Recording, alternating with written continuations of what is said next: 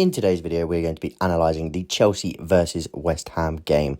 Quite a few things from this game, mainly the build-up strategies and patterns in especially the first phase of play for Chelsea. But we're going to speak about the team, how it got on, and who really played well for Chelsea and really excelled in this game. Let's have a quick look at the team just to begin with. The three at the back, when one of the fullbacks did invert into midfield, was Fofana, Tosin and Cole as that left centre-back, with Sanchez, of course, between the sticks. Cucurella was the one to invert when Chelsea did progress higher up the pitch, and they did look to invert one of the fullbacks alongside Caicedo, with Enzo and Palmer as the number 8s, Palmer more as a number 10, Enzo as that sort of left-sided number 8, Madueke and Sancho as the wingers, with Jackson leading the line. As you can see from the average positions, it did seem to suit more of a 4-2-4 system, a little bit deeper than usual against West Ham. We're going to speak about why, but we did see a lot more of that 4-2-4 build-up strategy, sometimes looking like a 3-4-4 with Sanchez involved, as you can see from the passing maps here as well. But we're going to speak about that in the live analysis. Getting into the live analysis section. So what I really want to touch on with this build-up and how we sort of progressed through this game was the way that we were creating spaces and little bits of overload magic, I would say, to sort of dismantle this West Ham press, which was overall quite poor. So what you initially had from pretty much all of the Chelsea goal kick sets was you starting with this 3 at the back, fullbacks pushed up high, Fofana, the right centre back, pushing up into that right back, sort of nominal right back role, who was playing as a right back during this game.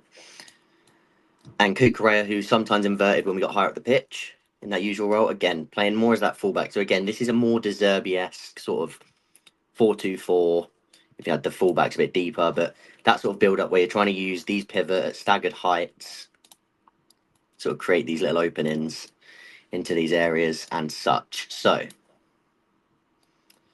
a lot of the movement for this was really good, especially because the way that West Ham were zoning marking. So they were marking with their two wingers.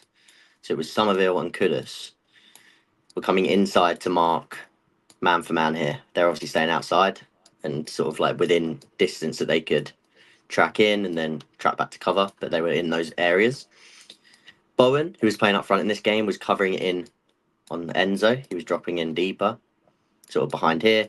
Paqueta on Caicedo. Then you sort of, to begin with, you had the two centre mids. So you had Guido Rodriguez and you had Alvarez.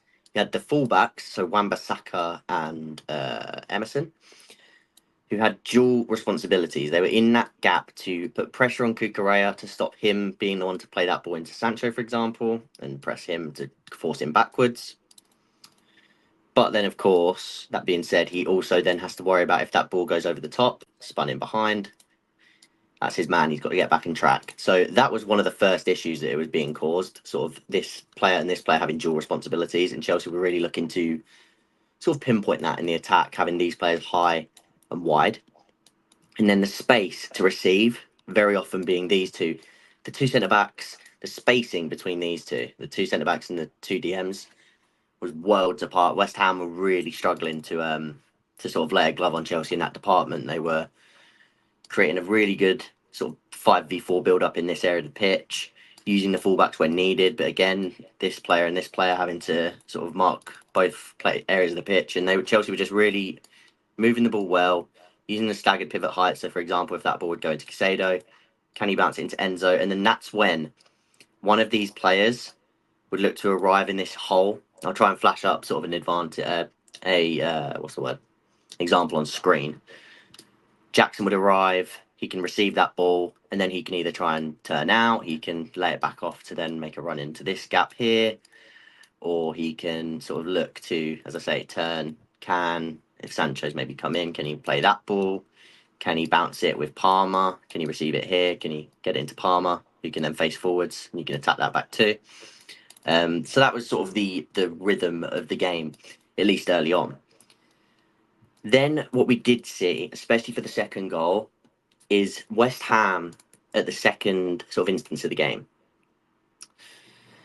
They realised they were far too off in terms of they couldn't get close to these players in this hole. They were struggling to keep hold of the wide players with with their two fullbacks, and they were struggling to apply pressure and recover effectively. So their solution was to drop Alvarez into the back three, or to make a back three. So now we're going to go into an example where we're sort of in the Chelsea usual build-up. And we will quickly shift this about where you'd have Cucurella, Casado, you'd have Tosin, you'd have Fofana, like this. You would have sort of a front three now for West Ham, where Bowen's back in the front, sort of Somerville and Kudus.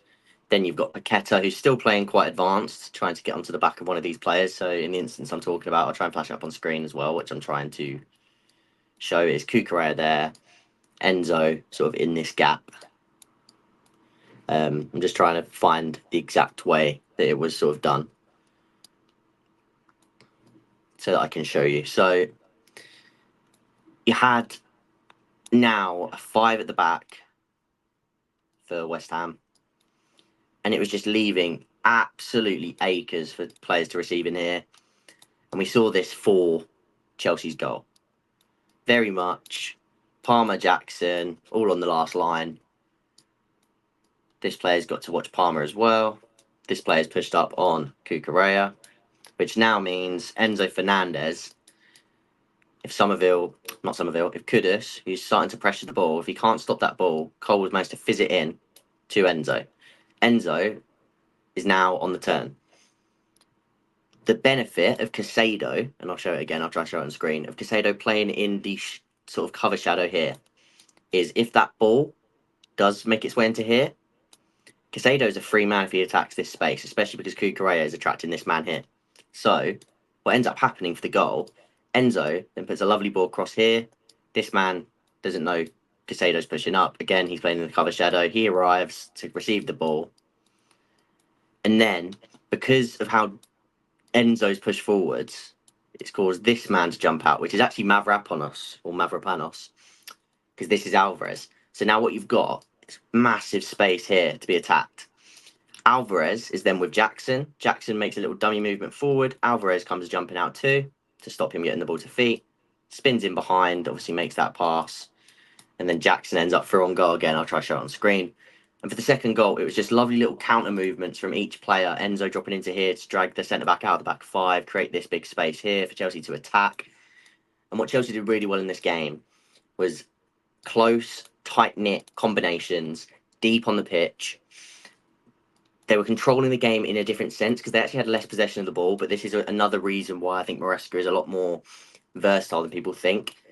West Ham are a team that are going to try and hit you in these areas. So instead of giving them that opportunity, by playing more in that sort of deep set and Chelsea looking to play more in this 3-4-4 with the goalkeeper involved, Chelsea are actually able to control the game more in this deep area of the pitch. And if the ball was lost, they had a far better overload defensively with 7 or 6 defenders with only 4 attackers sort of in that space to defend. So Chelsea, I think it was very clever. I think it was very protective. I think it was risk averse. And I just think Chelsea unlocked the West Ham team. They tried to make changes, Souček for Guido Rodriguez, but a lot of what they tried just didn't work.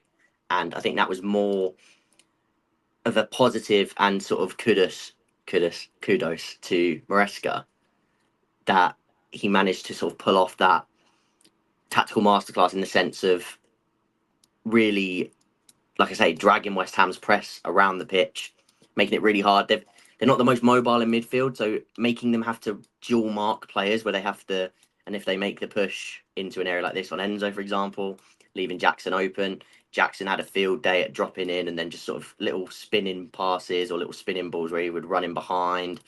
And he was a nightmare for them to man mark. And you could really tell they were struggling with the mobility against Chelsea. And I think this game was perfectly planned for in that sense. I'm going to try and go over on my Twitter, if you don't follow me already, try and go over there. Because I'm going to now, after I've made this video, I'm going to analyse every single goal kick routine that we had in this game and how each sort of set was different. So, for example, how high the wingers were, who was dropping into this hole, was it Jackson, was it Palmer, who was at the staggered heights, did the way they press change at any point? Because it was very like I said at the beginning, it was very much the 2 wingers in here, Bowen dropping off with Paqueta. in here to sort of deal with this in a 4. But I'm going to go through every single one and really focus in on that, because I thought that was really where Chelsea won this game, in the build-up phase, or the first build-up phase from goal kicks. And then the second half, just to touch on it, I think the likes of Felix and Kunku, even Neto, I think in that second half when we're 3-0 up, I think to bring them on late in a game like this and just have that sort of press resistance in them where they receive the ball in these sort of areas. And let's just put Felix here, for example. I know it was Nkunku for Jackson, but Felix was brilliant at this when he came on, in my opinion, just receiving the ball and just being really hard to dispossess. Like, they were really just knocking the ball about in triangles and just really keeping and sort of nullifying the game at this point. We're 3-0 up, and I really like to see this. I know that some people, like for a neutral or even for fans that wait so long and you want to see more goals, I understand, but I think it was really clever, and I think those subs really helped to just nullify, take the sting out of the game, and really allowed Chelsea to just get that second clean sheet. Because I think that's a big thing, that extra confidence boost of getting that clean sheet. Colwell, Casado, so many big performances. Of course, Jackson. So really positive. Let's get back into the non-live section of the video, and we'll touch on a few other things before we end the video. Before we end the video, I just wanted to give a massive shout out for Moises Caicedo's performance. I thought he put in a massive man of the match performance. And yes, of course, Nicholas Jackson did get man of the match, and I think he deserves it for those amazing 2 goals and the assist. Of course, a massive, massive factor in the game against West Ham. But Moises Caicedo, just a cheat code of a defender. Look at this, 8 tackles, 10 ground duels out of 12, winning aerial duels as well. He's just so important in the middle of the park, recovering the ball, playing through the lines, got the assist for Jackson's second. Just an absolute phenomenon in the middle of the pitch. Let me know what you made of the West Ham game. Very good, 3 points for Chelsea, another clean sheet, 3 away wins on the bounce this season under Enzo Maresca, the first to do it since Pep Guardiola in 2016. So amazing stuff from Chelsea. As I said, let me know down in the comments down below what you thought of the game. Going to be doing a Tactics Talk stream tomorrow to speak more about this game before we preview the Barrow game. So make sure you're there for that with any questions that you have from this video. Drop a like and subscribe if you haven't already.